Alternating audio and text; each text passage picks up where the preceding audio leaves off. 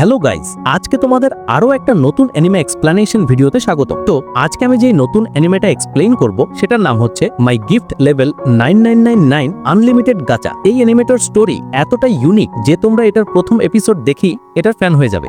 আজকে আমি এটার 1 নম্বর এপিসোড এক্সপ্লেইন করব। এই অ্যানিমেটাতে আমাদের মেইন নায়ক প্রথম অবস্থায় অনেক গরিব এবং দুর্বল থাকে। সে তার পরিবারকে একটা ভালো লাইফ দেওয়ার জন্য একজন অ্যাডভেঞ্চার হতে চায়, কিন্তু হঠাৎ করে তার জীবনে এমন একটা সময় আসে যার কারণে সে অনেক শক্তিশালী হয়ে যায়। তো আমাদের মেইন নায়ক দুর্বল থেকে কিভাবে শক্তিশালী হলো এবং একজন অ্যাডভেঞ্চার হতে পারে কিনা সেটা দেখার জন্য প্রথমে এই এপিসোডটি সম্পূর্ণ দেখা লাগবে। তো চলো আর দেরি না করে ভিডিওটি শুরু করা যাক। গল্পের শুরুতে আমাদের বলা হয় পৃথিবীটা প্রথম অন্ধকারে ঢাকা ছিল, যতক্ষণ না পর্যন্ত গড তার ক্রিয়েশন করেছিল। মানে গড 9টা জাতিকে সৃষ্টি করেছিল, যেমন ড্রাগনয়েড, এলফ, অ্যাবনস, dwarves, demons, drake elf, centaurs, beast folk এবং হিউম্যানস। এরপর আমরা একটা ছেলেকে দেখতে পাই, আর সেই হচ্ছে আমাদের এই গল্পের প্রধান চরিত্র। তার নাম হচ্ছে লাইট। লাইট নাম শুনে তোমরা আবার ডেথ নোটের লাইট ইয়াগামির কথা ভেবো না। এরপরে লাইট আমাদের জানায় তার স্বপ্ন ছিল তার পরিবারকে একটা ভালো জীবন দেওয়া। মানে আমাদের লাইট অনেক গরিব পরিবারের সন্তান ছিল। সে চেয়েছিল একজন অ্যাডভেঞ্চার হয়ে তাদের এই সমস্যাটার সমাধান করবে। এরপর লাইট তার পরিবারকে বিদায় জানিয়ে অ্যাডভেঞ্চার হওয়ার জন্য বেরিয়ে পড়ে। কিছুক্ষণ পর লাইট একটা নতুন টাউনে এসে পৌঁছায়, আর টাউনে এসে পৌঁছাতেই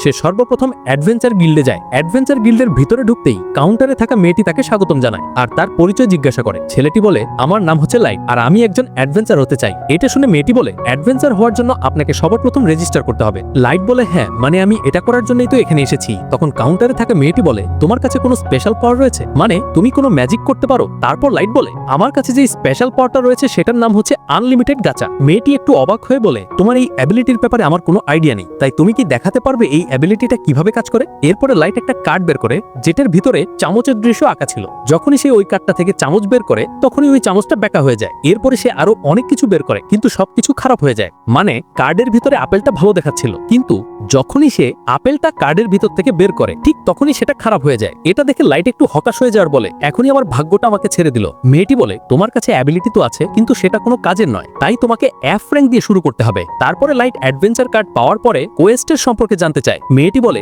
সামনের বোর্ডে সব ধরনের কোয়েস্ট রয়েছে, তোমার যেটা মনে চায় সেটা করতে পারো। তারপর লাইট বোর্ডের দিকে তাকাতেই যেন তার মাথার উপর পাথর ভেঙে পড়ে, কারণ বোর্ডের ভিতরে যেই ল্যাঙ্গুয়েজটা ছিল সেটা মানুষের ভাষা ছিল না, সেটা ছিল অন্য একটা কোনো প্রজাতির। তখন মেয়েটি বলে, তুমি কি ভাষা পড়তে পারো না? ছেলেটি বলে, না। তারপর মেয়েটি হাসি মুখে তাকে সবগুলো কোয়েস্ট পড়ে শোনায়। পরে লাইট সেখান থেকে একটা কোয়েস্ট বেছে নেয় আর মেয়েটিকে ধন্যবাদ জানিয়ে অ্যাডভেঞ্চার গিল্ড থেকে বেরিয়ে আসে। এরপরের দৃশ্যে আমরা দেখি লাইট বিভিন্ন ধরনের কাজ করছিল, যেমন কাঠ, মাটি এবং পাথরের। এই কাজগুলো করে লাইট সামান্য পরিমাণে টাকা উপার্জন করতে পারে, কিন্তু তখনই বিস্ফোকদের একটি দল ইচ্ছে করে লাইটকে ধাক্কা দিয়ে ফেলে দেয় আর উল্টো লাইটের উপর দোষারোপ করে। লাইটের প্রতিরোধে কিছু বলতে গেলে বিস্ফোকটা তাকে খুব খারাপভাবে মারে আর তার টাকা নিয়ে সেখান থেকে চলে যায়। এরপরে আমরা জানতে পারি হিউম্যানসদের এই পৃথিবীতে খুব খারাপভাবে দেখা হয়, মানে মানুষদের তারা এতটাই নিচু চোখে দেখে যে পশু পাখিদেরও দেখে না। এরপরে সেখানে একটা এলফ মেয়ে আসে যাকে দেখে লাইট ভয় পেয়ে যায় আর বলে, আমাকে মাফ করে দাও, আমি ভুলে আপনাকে ধরে ফেলেছি। এখানে লাইট ভয় পাওয়ার কারণ হচ্ছে একটু আগেই সে বিস্ফোকদের সাথে ধাক্কা খায় এবং তাকে ওরা ইচ্ছেমতো মারে। সে ভেবেছে এখন এই এলফ মেয়েটাও তার সাথে এরকম করবে, কিন্তু এখানে একটা মজার কাহিনী ঘটে। সেটা হচ্ছে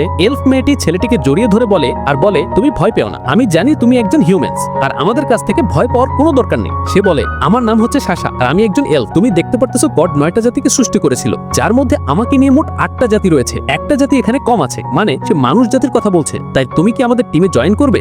লাইট এটা শুনে অবাক হয়ে বলে, সত্যি কি তোমরা আমাকে টিমে নিতে চাচ্ছ? তারা বলে, হ্যাঁ অবশ্যই, আমরা তোমাকে আমাদের টিমে অংশগ্রহণ করাতে চাই। এটা শুনে ছেলেটি অনেক খুশি হয়ে যায় আর নিজের অ্যাডভেঞ্চার যাত্রায় একটা টিম পেয়ে যায়। এরপর দৃশ্য চেঞ্জ হয় আর আমরা দেখি লাইট তার নতুন টিমের সাথে অ্যাবিস নামের একটি ডানজেন এক্সপ্লোর করতে এসেছে। হঠাৎ করে তাদের উপর বিশাল আকারে কয়েকটা মনস্টার আক্রমণ করে। তারপর তারা সেই মনস্টারগুলোর সাথে লড়াই করতে থাকে। এরপর হঠাৎ করে একটা মনস্টার লাইটের উপর আক্রমণ করে দেয়, যেটা দেখে লাইট অনেক ভয় পেয়ে যায়। ঠিক তখনই সাশা ওই মনস্টারের উপর আক্রমণ করে তাকে সেখানেই মেরে দেয়। লাইটের এই অবহেলার কারণে সাশা তার উপর রাগ করে বলে, তুমি কি পাগল হয়ে গিয়েছো? যদি এখানে তোমার কিছু হয়ে যেত তখন আমি কি করতাম? আর এই মনস্টারগুলো অনেক শক্তিশালী এবং হিংস্র হয়ে থাকে। আর এখন আমরা যেই ডানজেনে আছি সেটা হচ্ছে বিশ্বের সবচাইতে ভয়ানক ডানজেন। সাশার এই কথা শুনে তার টিমের বাকি সদস্যরা তার মজা নিতে থাকে। তারা বলে, তুমি আবার এই ছেলেটিকে পছন্দ করে ফেললে না তো? মেয়েটি এটা শুনে প্রচুর লজ্জা পেয়ে যায়, বলে না না কি বলছো এসব, আসলে তোমরা যেটা ভাবছো ওরকম কিছুই নয়, ও আমার টিমের একজন সদস্য, তাই ওকে আমি সতর্ক করার জন্য এগুলো বলেছি।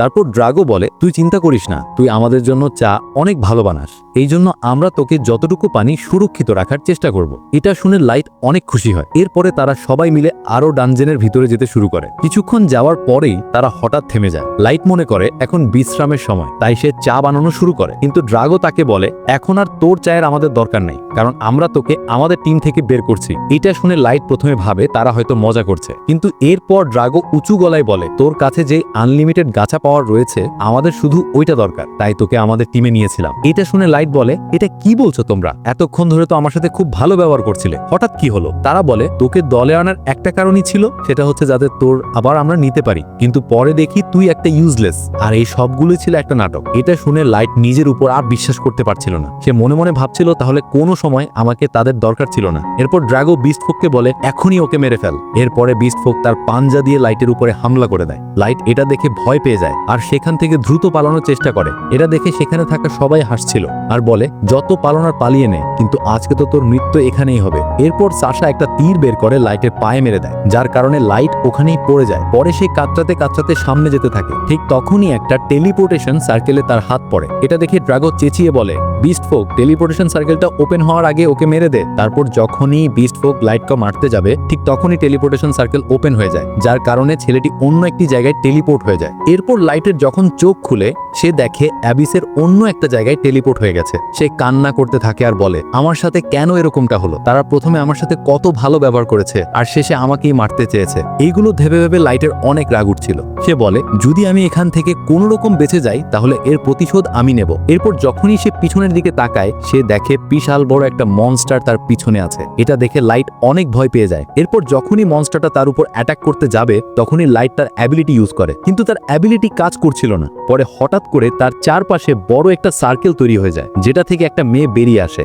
আর ওই মনস্টারটাকে মেরে দেয়। এটা দেখে ছেলেটি হতবাক হয়ে যায় আর বলে এত শক্তিশালী মনস্টারটাকে এই মেয়েটা এত সহজে হারিয়ে দিল। পরে মেয়েটি লাইকের কাছে এসে তাকে হেল্প করতে থাকে আর তাকে মাস্টার বলে ডাক দেয়। লাইট এটা দেখে অবাক হয়ে যায় আর বলে কে তুমি আর আমাকে মাস্টার বলে কেন ডাকছো? মেয়েটি বলে আমার নাম হচ্ছে মেই আর আমি একজন মেইড, আর আপনি তো আমার মাস্টার, আপনার যেটা ইচ্ছা হবে আমি সেই জিনিসটাই আপনার জন্য করব। তোমরা আসলে যেটা ভাবছো আসলে মেই সেটা বোঝাতে চাইনি, সে বলতে চেয়েছে লাইটের জন্য কাজ করবে। আর এই মেয়েটার লেভেল হচ্ছে 9,09,999। মেই আমাদের জানায় মাস্টার আপনার আনলিমিটেড গাচার কারণেই আমি এই কার্ড থেকে বের হতে পেরেছি এবং এতটা শক্তিশালী হয়েছি। ছেলেটি বলে এটা কোনোভাবেই সম্ভব না, কারণ আমি যখনই আমার পাওয়ার ইউজ করি তখনই সেটা উল্টাপাল্টা হয়ে যায়। মেয়েটি বলে যদি সমস্যা এটা হয়ে থাকে তাহলে আমি আপনাকে একবার স্ক্যান করে দেখতে চাই, যদি আপনার পারমিশন থাকে, মানে সেটা দেখবে যে লাইটের আনলিমিটেড গাচার পাওয়ার আসলেই কি রকম। এরপর লাইট তাকে পারমিশন দিয়ে দেয় স্ক্যান করার জন্য। মেয়েটি স্ক্যান করে আমাদের জানায় আনলিমিটেড গাচার পাওয়ার কমে যাওয়ার কারণ হচ্ছে সেখানে পর্যাপ্ত পরিমাণে মানা নেই, মানে কার্ড মানার উপরে ডিপেন্ড করে আর মানা সবার বডিতে ফ্লো করতে থাকে। এই কথাগুলো লাইটের মাথার উপর দিয়ে যাচ্ছিল, সে কিছুই বুঝতে পারছিল না। তারপর মেই লাইটকে ভালোভাবে বোঝায়। সে বলে কার্ডের ভিতরে অনেক রকমের র্যাঙ্ক থাকে,